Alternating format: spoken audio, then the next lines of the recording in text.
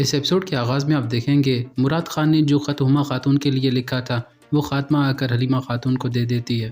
پھر حلیمہ خاتون وہ خط کھول کر اسے پڑھنے لگ جاتی ہیں۔ اس میں لکھا ہوا تھا، میری روح، میری خوشی، میری جنت ہما خاتون، میرے مرض کا علاج صرف تمہارا مسکراتا ہوا چہرہ ہے، یہی میرے دل کی شفا ہے۔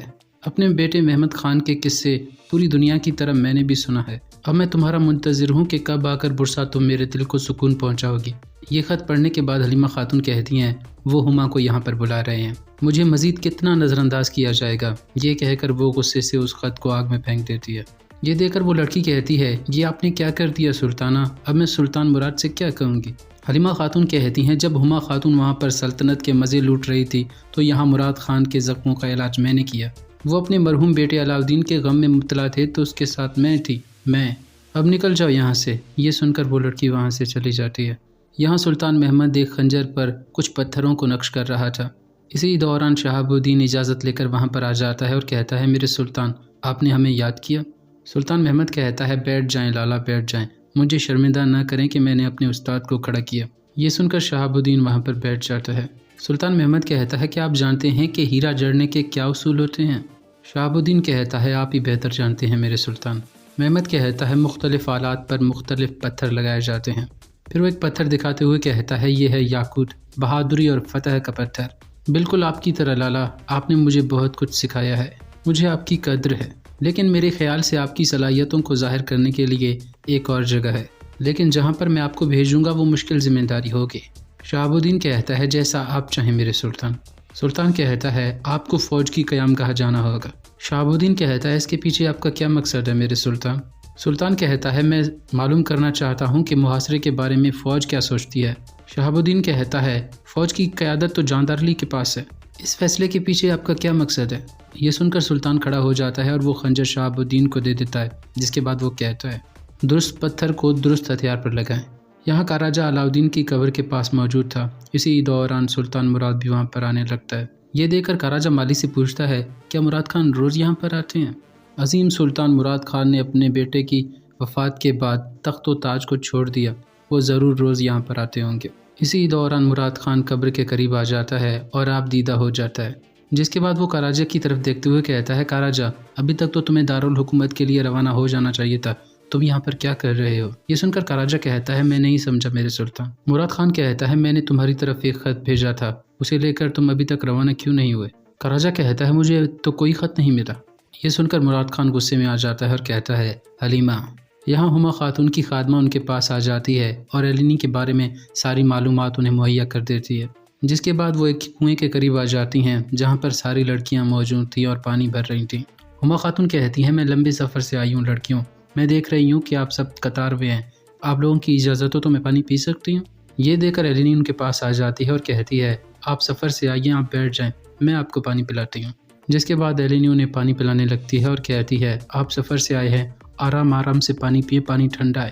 پانی پلانے کے بعد علیانی جیسے ہی وہاں سے جانے لگتی ہے تو ہما خاتون پیچھے سے کہتی ہیں، تابتوس نامی حکیم ایک یہاں پر ہے، میں ان سے ملاقات کرنے کے لیے آئی ہوں، کیا تم جانتی ہو کہ وہ کہاں پر ہے؟ علیانی کہتی ہے، میں انہیں جانتی ہوں، مجھے ان کی بیٹی ہی سمجھے، میں ان کے پاس آپ کو لے جاتی ہوں۔ اسی دوران علیانی دیکھتی ہے کہ اس کا گدھا زخمی تھا۔ یہ دیکھ کر وہ کہتی ہے، مجھے افسوس ہے، میں نے اس کا زخم کیوں نہیں دیکھا؟ ہما خاتون کہتی ہیں، اب تم کیا کرو گی؟ یہ پانی کیسے اٹھاؤ گی؟ علیانی کہتی ہے، یہ پانی میں خود اٹھا لوں گی، ذرا بوجھ اٹھانے سے میں مر تھوڑی جاؤں گی۔ یہاں سلطان کی فوج ایک جگہ مشق کر رہی تھی۔ اسی دوران شہاب الدین وہاں پر آ جاتا ہے، جس کے بعد وہ اس جگہ پر آ جاتا ہے جہاں پر کچھ سپاہی کھانا کھا رہے تھے۔ اسے دیکھ کر دوان الب کہتا ہے، خیریت ہے، آپ یہاں پر کیا کر رہے ہیں؟ شہاب الدین کہتا ہے، میں تم سے اکیلے میں بات کرنا چاہتا ہوں دوان آغا۔ دوان کہتا ہے، یہاں پر کوئی بھی غیر نہیں ہے، کھل کر بات کریں۔ شہاب الدین کہتا ہے، ریاست کا معاملہ ہے، چلو چل کر کمرے میں بات کرتے ہیں۔ دوان کہتا ہے، یہ بھی ریاست کی قرارگاہ ہے، کمرے میں جانے کی اجازت نہیں ہے۔ شہاب الدین کہتا ہے، کب اجازت ہوگی؟ دوان کہتا ہے، جب جاندار علی خلیل پاشا یہاں پر آئیں گے تب۔ یہ سن کر شہاب الدین بیٹھ جاتا ہے اور کہتا ہے، تو میں بھی اصولوں کی پاسداری کرنے والا شخص ہوں، میں یہاں پر ہمارے سلطان کے حکم سے آیا ہوں۔ ہمارے سلطان ایک عظیم جنگ سے پہلے ہمارے جانثاروں یعنی کہ سپاہیوں کے احوال جاننا چاہتے ہیں۔ دوان کہتا ہے، ہمارا حال اچھا ہے اور تیاری مکمل ہے، شکر الحمدللہ، ہم صرف سلطان سے ان کی صحت یابی چاہتے ہیں اور کچھ نہیں۔ ہاں، اگر کوئی مسئلہ ہوتا ہے تو بغیر اجازت کے یہاں پر آنے والے عام آدمی کو کچھ نہیں بتاتے۔ ہم صرف جاندار علی کو بتاتے ہیں جن کے آباء و اجداد نے اس ریاست کے لیے اپنا خون بہایا ہے۔ یہاں مراد خان حلیمہ خاتون کے پاس آ جاتا ہے اور کہتا ہے میں نے دارالحکومت ایک خط بھیجا تھا، وہ کہاں ہے حلیمہ؟ حلیمہ خاتون کہتی ہیں آپ نے دارالحکومت نہیں بلکہ ہما کی طرف خط بھیجا تھا۔ مراد خان کہتا ہے تمہاری ہمت کیسے ہوئی میرے معاملات پہ ٹانگ اڑانے کی؟ حلیمہ خاتون کہتی ہیں جب آپ اپنے بیٹے کا غم منا رہے تھے اور تخت و تاج چھوڑ دیا تھا تب میں آپ کے ساتھ تھی۔ مراد خان کہتا ہے میں نے تمہیں میرے ساتھ رہنے پر مجبور تو نہیں کیا تھا۔ حلیمہ خاتون کہتی ہے آپ کو ہما کی یاد اتنی ستا رہی ہے لیکن وہ اپنے سلطان بیٹے سے الگ نہیں ہوگی۔ مراد خان کہتا ہے یہ تم ٹھیک نہیں کر رہی حلیمہ۔ حلیمہ خاتون کہتی ہیں آپ کے غم کے دنوں میں میں نے آپ کا ساتھ دیا، آپ کو ایک شہزادہ دیا۔ مراد خان کہتا ہے تم بھی ایک ماں ہو اور وہ بھی ایک ماں ہے، اس نے میرے بیٹے علاؤدین کی پرورش ایسے کی جیسے وہ اپنے بیٹے کی پرورش کر رہی ہو۔ حلیمہ خاتون کہتی ہیں آپ مجھے کب اہمیت دیں گے مراد؟ کیا آپ کو نظر نہیں آتا کہ آپ کی توجہ حاصل کرنے کے لیے میں مر رہی ہوں؟ یہ سن کر مراد خان غصے سے کہتا ہے اپنا سامان باندھو اور اپنے والد کی طرف نکل جاؤ یہاں سے۔ حلیمہ خاتون کہتی ہیں کیا آپ مجھے میرے بیٹے سے الگ کریں گے؟ مراد خان کہتا ہے کنیزوں جلدی سے آ کر شہزادے کو لے جاؤ۔ یہ سن کر حلیمہ اپنے بیٹے سے لپٹ جاتی ہے اور کہتی ہے میں اپنے احمد کو نہیں چھوڑوں گی، مجھے میرے بیٹے سے الگ مت کریں، لیکن کنیزیں احمد کو وہاں سے لے جاتی ہیں۔ یہ دیکھ کر حلیمہ خاتون مراد خان کے پیروں میں گر جاتی ہے اور کہتی ہے مجھ پر رحم کریں میرے سلطان، مجھ پر رحم کریں۔ آپ کا بیٹا علاؤدین اپنی ماں کے بغیر تھا، کم از کم میرے بیٹے احمد کو تو ان کی والدہ سے جدا نہ کریں۔ یہ سن کر مراد خان کہتا ہے ابھی صرف میں اپنے مرحوم بیٹے علاؤدین کی وجہ سے تمہیں معاف کر رہا ہوں، لیکن اگر تم نے دوبارہ… یہ سنتے حلیمہ خاتون کہتی ہیں نہیں، ہرگز نہیں، میں آپ سے وعدہ کرتی ہوں سلطان آئندہ ایسا نہیں ہوگا، میں توبہ کرتی ہوں، میں اپنے بیٹے احمد کے بغیر رہ نہیں سکتی۔ یہ سن کر مراد خان وہاں سے چلا جاتا ہے۔ یہاں شہزادی مارا سلطان کے محل میں پہنچ جاتی ہے۔ اسی دوران سلطان بھی باہر آ جاتا ہے، جس کے بعد سلطان ہاتھ آگے بڑھاتا ہے اور مارا خاتون اس کے ہاتھ کا بوسہ لیتی ہے۔ سلطان کہتا ہے آپ لمبے سفر سے آئی ہیں، آپ کا کیا حال ہے؟ مارا خاتون کہتی ہیں میں ٹھیک ہوں، جس کے بعد وہ وہاں سے آگے بڑھنے لگتے ہیں۔ جس کے بعد سلطان آگے بڑھتے ہوئے کہتا ہے یانوس کے بارے میں جو خبر آپ نے بھیجی تھی وہ مجھے موصول ہو گئی تھی، مجھے خوشی ہے کہ آپ کے بابا نے دوبارہ اپنی غلطی نہیں دہرائی۔ مارا خاتون کہتی ہیں لیکن یانوس خاموش نہیں بیٹھے گا۔ سلطان کہتا ہے میں جانتا ہوں، آپ سے ملاقات کرنے کے بعد وہ واتکان گیا تھا۔ مارا خاتون کہتی ہیں مجھے نہیں لگتا کہ وہ اس کی حمایت کریں گے۔ سلطان کہتا ہے فی الحال آپ اس بات کو چھوڑیں، مجھے بتائیں کہ آپ کا سفر کیسے گزرا۔ مارا خاتون کہتی ہیں میرا سفر اچھا گزرا جب میں نے ہما خاتون کی صحت یابی کے بارے میں سنا۔ سلطان کہتا ہے ابھی تک میں نے اپنے پاپا کو نہیں بتایا کہ میری والدہ ٹھیک ہو چکی ہے، مجھے بتائیں کہ آپ یہاں پر کتنے دن ٹھہریں گی۔ مارا خاتون کہتی ہیں کچھ دن یہاں پر میں ٹھہروں گی، جس کے بعد مجھے برسا جانا ہوگا۔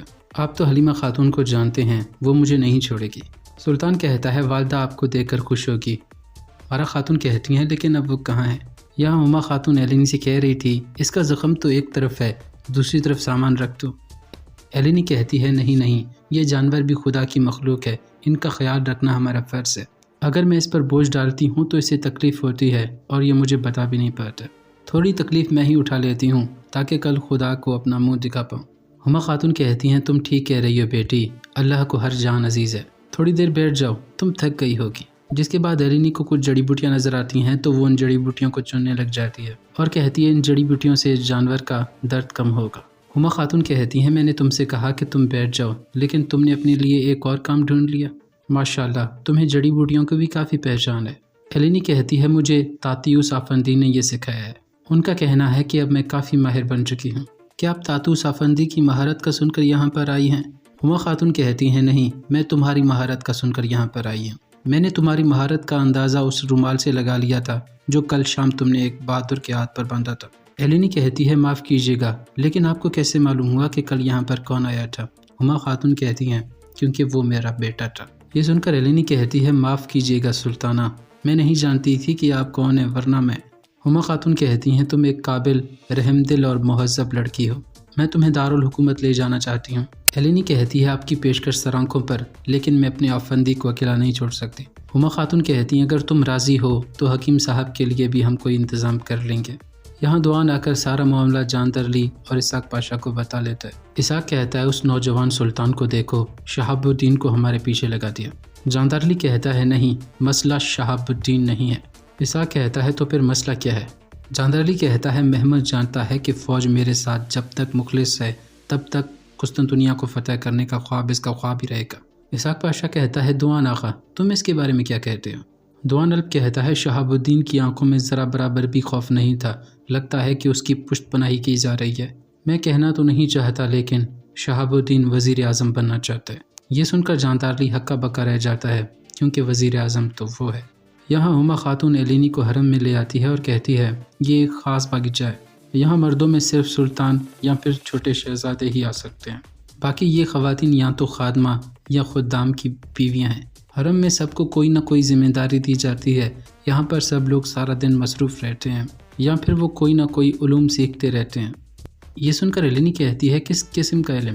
ہما خاتون کہتی ہیں تہذیب گفتگو، حساب کتاب اور آئین اور قانون کے مطابق۔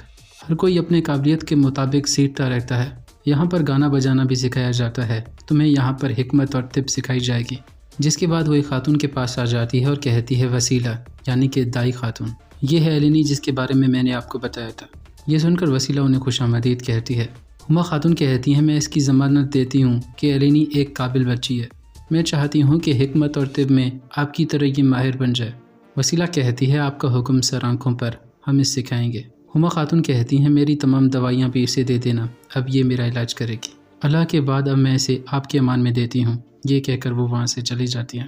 یہاں علیمہ خاتون اپنے بیٹے کے پاس موجود تھی، اسی دوران اس کی خادمہ وہاں پر آ جاتی ہے اور کہتی ہے سلطانہ آپ بات نہیں کر رہی، آپ کی طبیعت تو ٹھیک ہے؟ حلیمہ خاتون کہتی ہے نہیں، میں بالکل بھی ٹھیک نہیں ہوں۔ دیدار کہتی ہے میں حکیم کو بھیجتی ہوں، وہ آ کر آپ کا معائنہ کرے گا، شاید پھر آپ کو آرام آ جائے، پتہ ہے میں اسے بلاؤں؟ حلیمہ خاتون کہتی ہیں ہاں بلاؤ، لیکن وسیلہ کو بلانا، میرے درد کا درمان صرف اسی کے پاس ہے۔ دیدار کہتی ہے وسیلہ تو دارالحکومت میں ہے، میں کسی اور کو بلاتی ہوں۔ حلیمہ خاتون کہتی ہے وسیلہ کی طرف خط بھیجو، ایک خط کی وجہ سے اس نے مجھے اتنا ذلیل کیا، اب تم بھی ایک خط لکھو۔